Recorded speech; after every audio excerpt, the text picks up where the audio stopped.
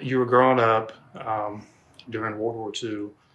It sounds like the family went through a situation in Poland where you had the threat of the Nazi regime, you had obviously the Holocaust going on all the time. But as the war ended, it doesn't really sound like there was much of a sense of relief at that time because it seems like one situation led to another.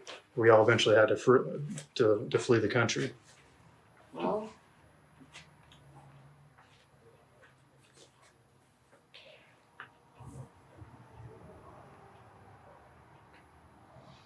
my cousin, the daughter of one of my father's sisters, survived the war. She was 6 when her parents were killed. These are her parents here. She was taken in by a neighbor in the ghetto, and they pretended that she was their child. And the reason this was something that brought survival was because this neighbor and her husband were dentists. She was a very skilled dentist and did reconstruction of jaws, and he made dental plates. And what she said to Natalie was, as long as there are ground mines and as long as they're having their jaws blown off, we're safe. Because even the most ardent Nazi wasn't going to kill the daughter of somebody with a drill in her hand inside his mouth. So that is how my cousin Natalie and her adoptive parents survived. They were rescued by a Swedish Red Cross group just before, the Nazis in this particular ghetto were trying to decide whether to kill them or just abandon them, and along came this bus from Sweden looking for Swedish prisoners, and they didn't find any, so they just told the Nazis, well, we'll just take this group off your hands, and took them to Sweden, and that's where my cousin survived. This is a tombstone that I would guess my father arranged for in the ghetto, Piotrków ghetto cemetery, and it lists every member of our family that was killed. The lettering is in Hebrew. That's in Warsaw? It's in Piotrków. Yeah, okay. So Natalie and her 3 daughters and the husband of one of the daughters went to Piotrków, and they wanted me to go along with them.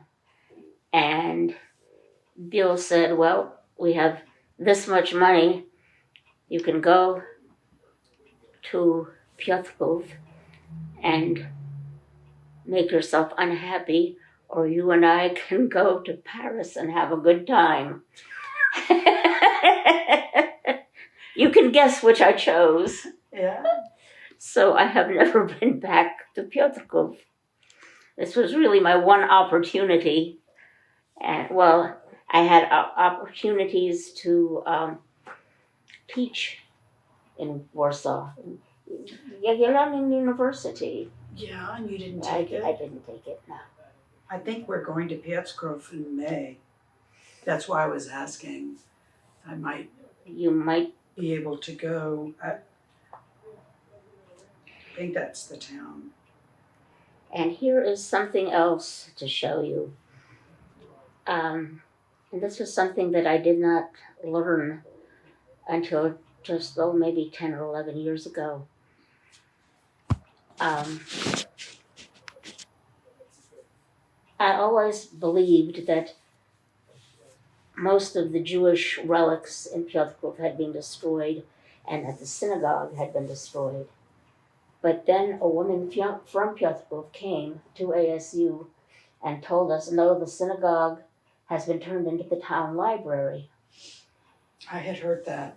And again, my cousin Natalie, in front of the bima, don't know of an English equivalent for it, I guess kind of like the altar, Right. place where you step up. And apparently, if you go to this library, there was a wall that had been used for executing Jews from Piotrków. The older women, the young children. And so this was the execution wall. And now in the library, they keep curtains in front of it. And if you ask to have the curtains drawn, you can see these things which look like they might be paint chips are not chips in the normal sense of the word. You can see that most of the paint is very vibrant and fresh looking, and that's where the bullets struck. And my grandmother, this woman, and a 10-year-old cousin were both executed at that wall.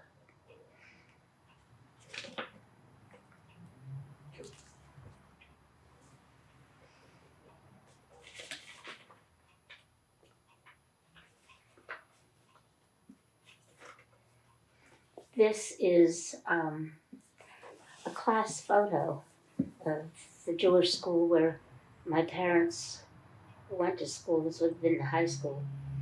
And I don't know how many survived, but probably less than a dozen, maybe half a dozen. My parents are in this picture. Had little marks over their heads, which I have at this point lost. But